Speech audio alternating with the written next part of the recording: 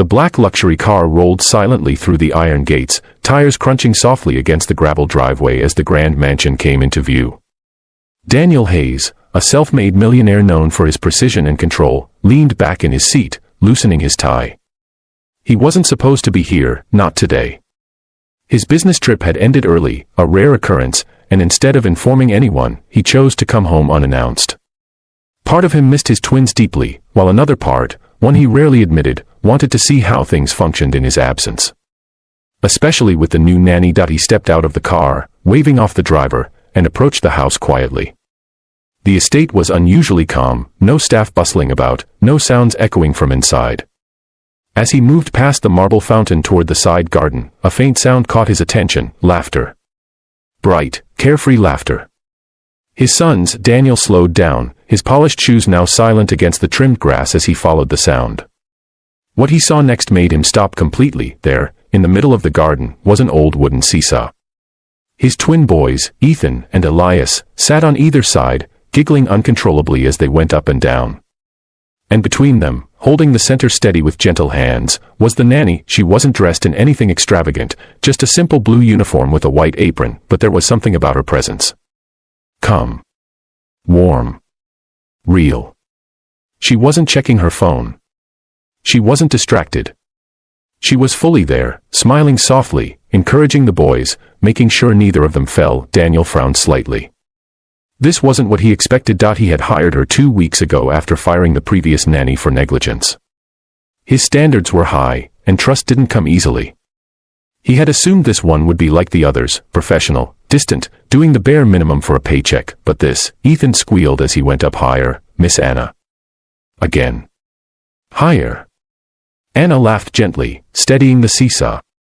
Careful, little captain, we don't want to fly into the clouds today. Elias chimed in, no. I want to fly. Daniel felt something shift inside him, something unfamiliar. He stepped forward slightly, the gravel crunching beneath his shoe this time. Anna looked up instantly, her smile fading into surprise. The boys turned to Daddy, they shouted in unison, jumping off the seesaw and running toward him. Daniel knelt instinctively, catching them in his arms. Their small hands wrapped around his neck, their laughter now mixed with excitement. You're home. Ethan said, you didn't tell us. Elias added. Daniel managed a small smile, holding them tightly. I wanted to surprise you. His gaze lifted to Anna, who now stood respectfully a few steps away, hands folded slightly, unsure. I see you've made quite an impression, Daniel said, his tone measured. Anna nodded politely. They're wonderful boys, sir. Daniel stood, placing his hands gently on his son's shoulders. Go inside and wash up. I'll join you shortly. The boys hesitated but obeyed, running off toward the house. Silence settled between Daniel and Anna. He looked at the seesaw, then back at her. This isn't in your job description. Anna followed his gaze.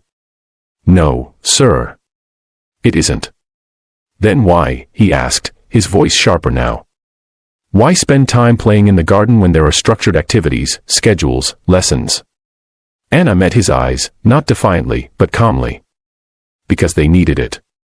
Daniel's expression hardened slightly. Needed what, exactly?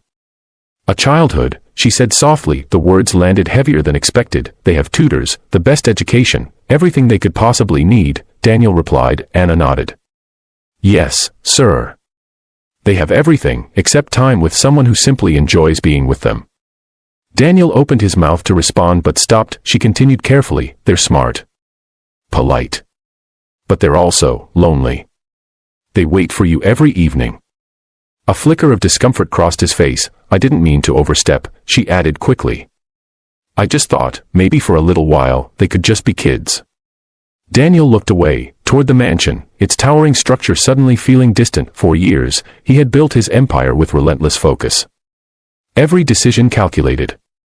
Every moment optimized. He had told himself it was for them, for their future, but in that quiet garden, watching his sons laugh without restraint, he realized something unsettling. He had given them everything, except himself. He turned back to Anna. And you believe this is more important than discipline?